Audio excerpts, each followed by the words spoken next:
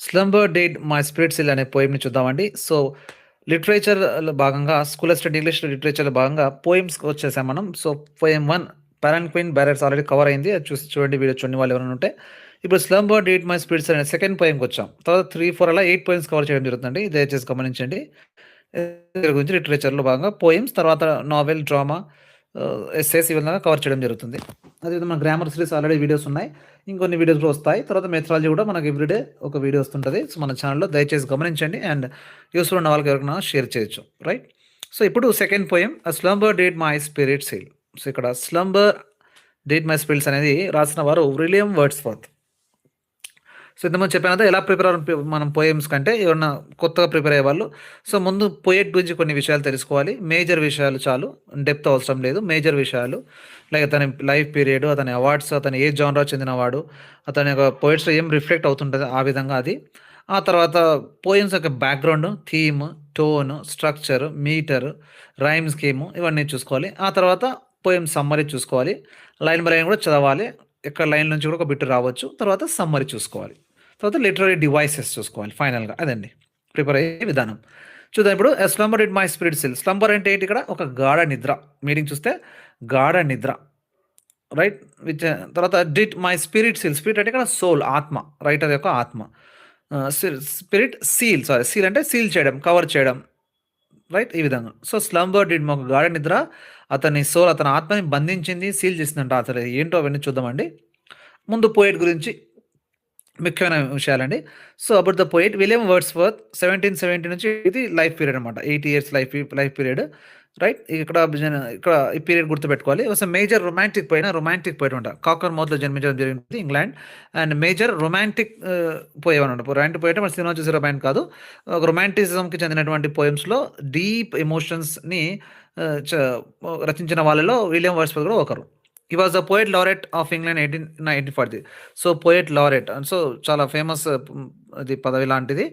ఆస్థాన కవి అంటాం కదా! ఆ విధంగా. సో, ఇంగ్లాండ్‌లో 1843 నుంచి అతను చనిపోయేంత వరకు 7 ఏళ్ళు 1850లో చనిపోయాడు కదా! 7 ఇయర్స్ వరకు ఇతను పోయెట్ లారెట్‌గా పనిచేయడం జరిగింది. తర్వాత I believed poetry should express simple emotions in simple language. So, spontaneous overflow of words in poetry అంటాడు కదా! సో, విలియం వర్డ్స్‌వర్త్ ఈ విధంగా సార్ అతని పోయెట్రీని చాలా సింపుల్ ఎమోషన్స్‌తో కూడినటువంటిది అంటాడు. తర్వాత నేచర్ గురించి ఉంటాయి అతని పోయెమ్స్. మెమరీ, చైల్డ్‌హుడ్ గురించి అండ్ హ్యూమన్ ఎమోషన్స్ గురించి ఎక్కువ అతని పోయెమ్స్‌లో మనకు కనిపిస్తూ ఉంటాయి. In association with Samuel Taylor కోలరిడ్జ్‌తో కూడి ఆయన లిరికల్ బ్యాలడ్ అని రచించారు. ఇద్దరు కలిసి కొన్ని లిరికల్ బ్యాలడ్ అనే ఆథర్ అని వాళ్ళు రచించడం జరిగింది. చాలా ఇంపార్టెంట్ ఇద్దరు కలయికతో వచ్చింది కాబట్టి ఇది ఇంపార్టెంట్ పాయింట్ అండి. ఇది మెయిన్ బుల్లెట్ పాయింట్స్ ఇంగ. రైట్. చాలా చాలా ఇంపార్టెంట్ పాయింట్స్. అంతకంటే ఎక్కువ అవసరం లేదు. అక్కడ ఎందుకు చదివాడు, ఏ కాలేజ్ చదివాడు, ఏ స్కూల్‌కెళ్ళాడు, అతని బ్రదర్స్ ఎవరు, సిస్టర్స్ ఎవరు అవన్నీ అవసరం లేదు ఇంక చాలు. ఏమన్నా అవార్డ్స్ ఏమైనా ఉంటే యాడ్ చేసుకోవచ్చు. నెక్స్ట్ ఫేమస్ వర్క్స్ ఏంటంటే 'the prelude' semi autobiographical poem అండి ఇది. సెమీ ఆటోబయోగ్రఫీ అతని గురించి అతను రాసుకున్నట్టువి సెమీ ఆటోబయోగ్రఫికల్. తర్వాత లిరికల్ బ్యాలడ్ ఇందాక ఇప్పుడు చెప్పిన ఎస్టీ కాలేజ్‌తో కూడినటువంటి లిరికల్ బ్యాలడ్. ఎక్స్కర్షన్ ఇంకా చాలా లైక్ వర్డ్స్ కూడా చాలా రాస్తారు ఆయన. లైక్ ఇమిటేషన్ ఆఫ్ ఇమ్మోరాలిటీ అని లేదా సాలిటరీ రీపర్ అని మనకు పీటీ కూడా ఉంది సాలిటరీ రీపర్. సో, ఇవన్నీ వర్డ్ రాశారన్నమాట. ఇవన్నీ కూడా చాలా ఫేమస్ వర్క్స్ ఉన్నాయి ఇతనివి. నెక్స్ట్ బ్యాక్‌గ్రౌండ్ చూద్దాం. ఏం బ్యాక్‌గ్రౌండ్ ఎలా అంటే the poem is one of Wordsworth Lucy poems. So, William Wordsworth యొక్క లూసీ పోయెమ్స్ లూసీ అనే ఒక క్యారెక్టర్‌కి సంబంధించినటువంటి పోయెమ్స్‌లో కొన్ని పోయెమ్స్ వచ్చాయి. ఆ పేరుతో కూడినటువంటి అతన్ని డిస్క్రైబ్ అలాగే ఆమె లూసీ అనే అమ్మాయిని డిస్క్రైబ్ చేసే విధంగా వచ్చాయి కొన్ని పోయెమ్. ఎవరంటే ఇక reflects the poets feelings after the death of Lucy. Lucy అనే ఒక అమ్మాయి చనిపోయిన తర్వాత అతని యొక్క ఫీలింగ్స్, అమ్మాయి చనిపోయిన తర్వాత ఇతని ఫీలింగ్స్, ప్రేమికుడి యొక్క ఫీలింగ్స్ ఎలా ఉంటాయనేది అతను పేర్కోవడం జరిగింది. ఇలాంటి లూసీ పోయెమ్స్‌లో 5 వచ్చాయి. అందులో ఇదొక పోయెమ్ అండి. The poem contracts illusion, life and reality. So, poem ఎలా కాంట్రాక్ట్ చేస్తుందంట ఇల్యూషన్, లైఫ్ అండ్ డెత్ మధ్య జరిగే ఒక ఎమోషన్, ఫీలింగ్, ఒక బాండింగ్ అనేది ఈ poem. It expresses journey to state of acceptance and philosophical reflections on death. Death గురించి సంబంధించిన ఫిలాసఫికల్ రిఫ్లెక్షన్స్. ఫిలాసఫికల్ అంటే చాలా లోతైన అర్థంతో కూడినటువంటి philosophy and state of acceptance ఒప్పుకోవడం, చావుని ఆహ్వానించడం, యాక్సెప్ట్ చేయడం. నథింగ్ తప్పదు. చావు ప్రతి ఒక్కరికి రావాల్సిందే అని యాక్సెప్ట్ చేయడం, చివరగా యాక్సెప్ట్ చేయడం అన్నమాట ఇది. సో, చూడండి థీమ్ ఏముంటాయి చూద్దాం ఇప్పుడు. బ్యాక్‌గ్రౌండ్ చూసాం కదా! థీమ్స్ ఏముంటాయంటే డెత్ అండ్ మొరాలిటీ ఉంటుంది ఇందులో.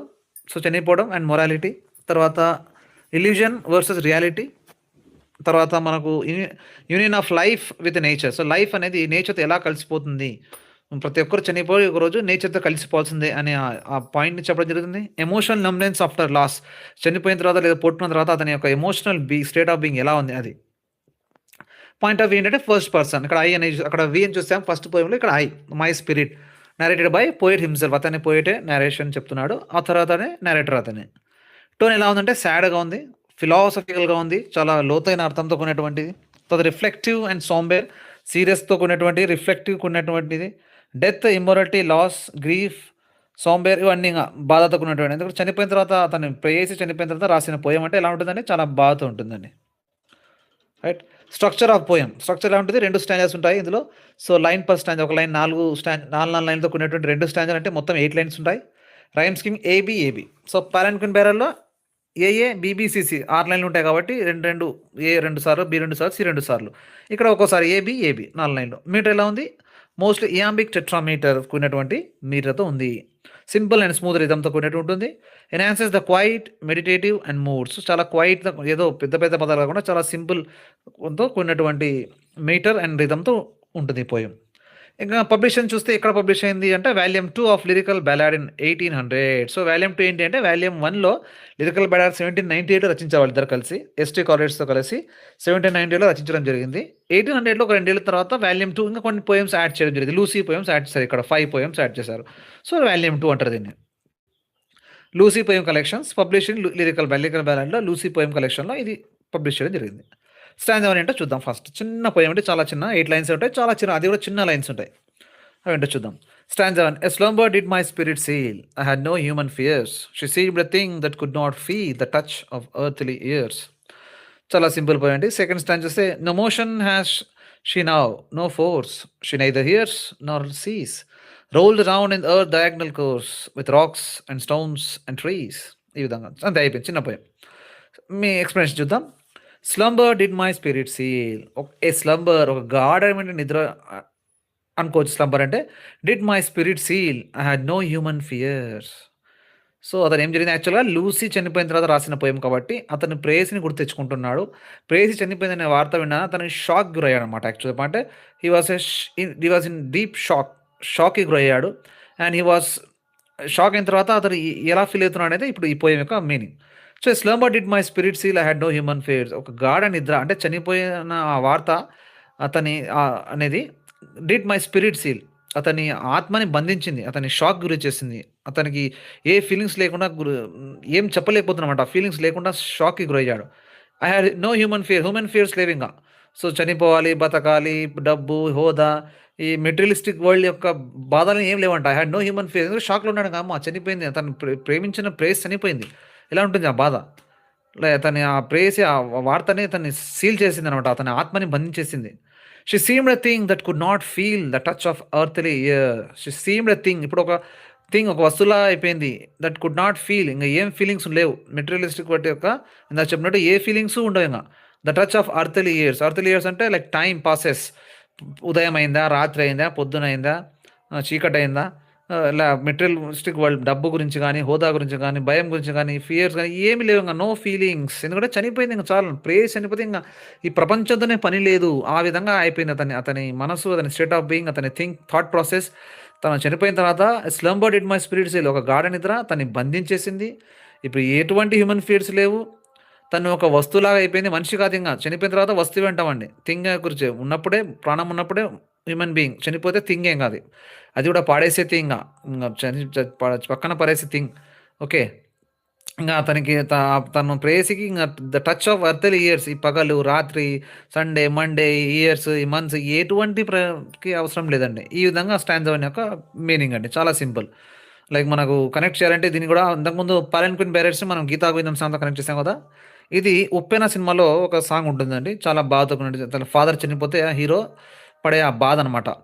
ఒక సాంగ్ ఉంటుందనమాట. సంద్రంలోన నీరంతా కన్నీరాయెనే అని చాలా ఊహించుకుంటూ తన నాన్నని పాడుతుంటాడు. ఆ నాన్న కూడా కనిపిస్తుంటాడు. ఆ విధంగా చనిపోయిన తర్వాత వచ్చే బాధ గుర్తుపెట్టుకుంటే ఈ పోయెమ్ టకటక గుర్తు రావాలండి. అట్లా. సెకండ్ స్టాంజాకెళ్ళిపోదామా? సెకండ్ స్టాంజా ఏం చెప్పారంటే చూడండి. ఇక్కడి వరకు షాక్ అయ్యాడు. ఇంగా ఏం ఫీలింగ్స్ లేవన్నాడు అన్నీ చెప్పాడు. ఇక్కడ ఏం చెప్తాడో చూద్దాం సెకండ్ స్టాంజా 2లో. No motion has she now.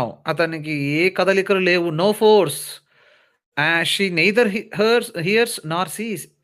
ఎవరు? చనిపోయిన లూసీ. తన ప్రేయసేమంట ఆమె వినలేదు, చూడలేదు, కదలలేదు, మోషన్ లేదు, కదలిక లేదు, ఫోర్స్ లేదు, ఏం లేదు. చనిపోయిన వాళ్ళకి ఏముంటుందని? ఒక శవం ముందర కూర్చుంటే ఏముంటుంది? వినలేడు, చూడలేడు, నవ్వలేడు, ఏడ్చలేడు, ఏమి చేయలేడు. అట్లా అయిపోయింది తన అంటే చనిపోయింది గురించి ఆయన వివరిస్తున్నామట. Rolled round in earth diagonal course. Diagonal course అంటే ఏం లేదండి, నేచర్‌తో కలిసిపోవడం అండి. ఒక ఇంటర్నల్ పార్ట్ నేచర్ యొక్క పార్ట్. లైక్ ఇక్కడ విత్ రాక్స్, స్టోన్స్, ట్రీస్. చనిపోతే ఏం చేస్తాం? భూంచేస్తాం లేదా కాల్చేస్తాం. కాలిన తర్వాత ఏమవుతుంది? భూమిలో కలిసిపోతుంది. చెప్తాం భూమి నుంచి వచ్చాం, భూమిలో కలిసిపోతామని. సో, ఈ విధంగా భూమిలో కలిసిపోవడం. చనిపోయింది, మళ్ళీ భూంచేసాం, అయిపోయింది. గతాంగా కంప్లీట్ అయిపోయింది. ఎక్కడ కలిసిపోయింది? నేచర్‌తో కలిసిపోయింది. లైక్ రాక్స్‌లో, ఆ చెట్టులో, ఆ రాయిలో, ఆ స్టోన్ ఆ ట్రీలో, ఆ నేచర్‌లో కలిసిపోయిందంట. చనిపోయింది. మొత్తానికి చనిపోయిందని చెప్తున్నమాట. ఇక్కడ యాక్సెప్ట్ చేస్తున్నాడు. ఇక్కడ షాక్ అయ్యాడు. యాక్సెప్ట్ చేయలేకపోతున్నాడు. ఇక్కడ యాక్సెప్టెన్స్ అనమాట ఇక్కడ. Grief to acceptance. ఇక్కడ బాధపడ్డాడు. ఇక్కడ యాక్సెప్ట్ చేశాడు. యెస్. No motion. ఇంగ ఆమె కదలలేదు, మాట్లాడలేదు, వినలేదు కాబట్టి చనిపోయింది. ఇక్కడ కూడా అర్థం ఏంటంటే చచ్చిపోయింది. నా ప్రేయసి చనిపోయింది. Rolled round in earth diagonal course. Earth diagonal course. భూమి నేచర్‌లో ఒక భాగంలో రోల్డ్ రౌండ్ కలిసిపోయింది రౌండ్‌గా. దానిలో నేచర్ అనేది కలిపిపోయింది. మనం కూడా ఒకరోజు అందరూ కూడా నేచర్‌లో కలిసిపోవాల్సిందే అని అంటాం కదా! పెద్దవాళ్ళు అంటారు కదా! ఈ విధంగా ప్రకృతిలో కలిసిపోవాల్సిందే అని. ఆ విధంగా చనిపోయిన తర్వాత ఇదంతే అండి. చనిపోయింది, బాధపడ్డాడు. ఎలా బాధపడ్డాడు అనేదే ఈ పోయెమ్. చాలా సింపుల్. చాలా చిన్న పోయెమ్. ఆ 'ఉప్పెన' సాంగ్ వినండి. మీకు కనెక్షన్ అయిపోతారు. Right. Next stanza 1 summary. Summary నేను పారాఫ్రేజ్ చేశాను. లైక్ అదే సమ్ లైన్స్ సింపుల్‌గా. In first stanza the poet says that he was living in a dream like state. చాలా డ్రీమ్ లైక్ స్టేట్‌లో ఉన్నాడు. He could not think about the death or loss. The girl Lucy seemed immortal to him.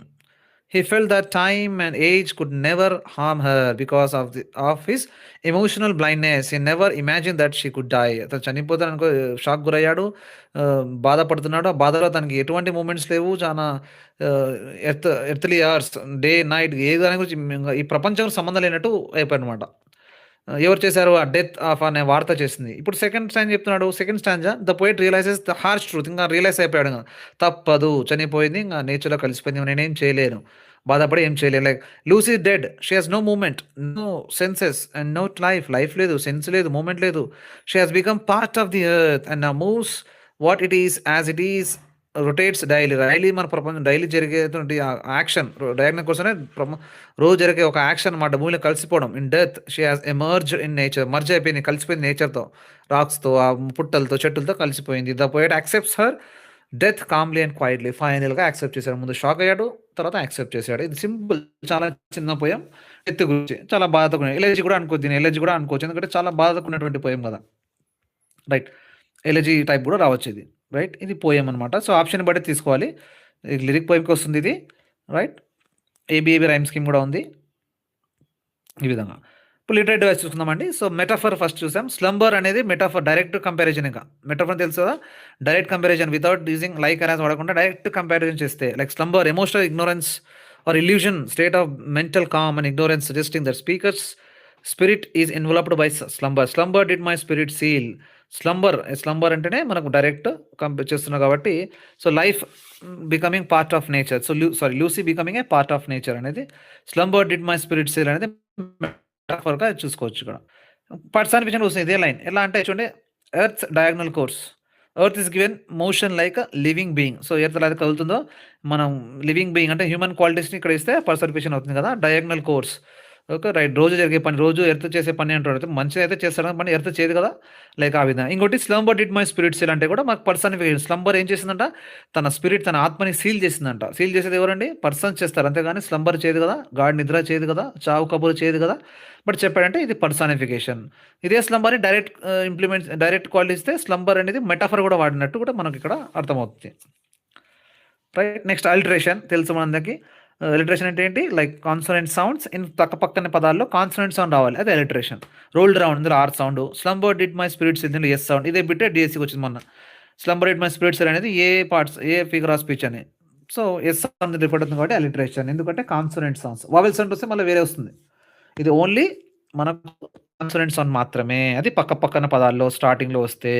అదే consonant sounds మన పక్క కాకుండా gap ఇచ్చి వస్తే మళ్ళీ వేరే ఫిగర్ ఆఫ్ స్పీచ్ ఉంది అది. అదేంటో చూద్దాం ఇప్పుడు. ఇమేజర్ అంటే ఏంటి? Rolled round in earth diagonal course. ఇమేజర్ అంటే మనకు తెలుసు విజువల్ ఇమేజ్ క్రియేట్ చేయడం, మెంటల్ ఇమేజ్‌ని క్రియేట్ చేయడం. Like earth, rock, stones, trees అన్నప్పుడు మనకు ఆ ఇమేజెస్ క్రియేట్ చేస్తాం మన మైండ్‌లో. Strong image of nature and death. So, మనకు నేచర్ యొక్క ఇమేజ్ మనకు గుర్తొస్తాయి. కాంట్రాస్ట్ ఏంటంటే లూసీ స్టాంజా 1లో లివింగ్ లూసీ అంటే ముందు నమ్మలేకపోయాడు. రైట్? సెకండ్ దాంట్లో చనిపోయిందని నమ్మాడు. At the same time accept చేసాడు తప్పదని. సో, ఇది డెడ్ లూసీ గురించి. Central idea or conclusion. ముందు ఐడియా, తర్వాత కన్క్లూజన్. ముందు ఐడియా చెప్పారు.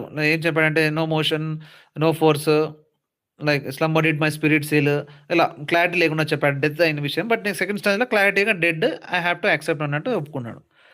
Next the poem shows how death షాటర్స్ human illusion. So, death అనేది ఎలా షేక్ చేస్తుందో తెలుసు కదా! సో, ఎవరైనా ఇంట్లో చనిపోతే మనకు అప్పుడు ఆ ఎమోషనల్ అనేది అప్పుడు చాలా ఎంత బ్యాడ్‌గా ఉంటుందనేది దీని గురించి చెప్తున్నాడు. Wordsworth presents death as a natural process where humans finally become one with nature. ఫైనల్‌గా ఏం చేయాలంట, కొంచెం మైథాలజికల్‌గా అనుకోవచ్చు.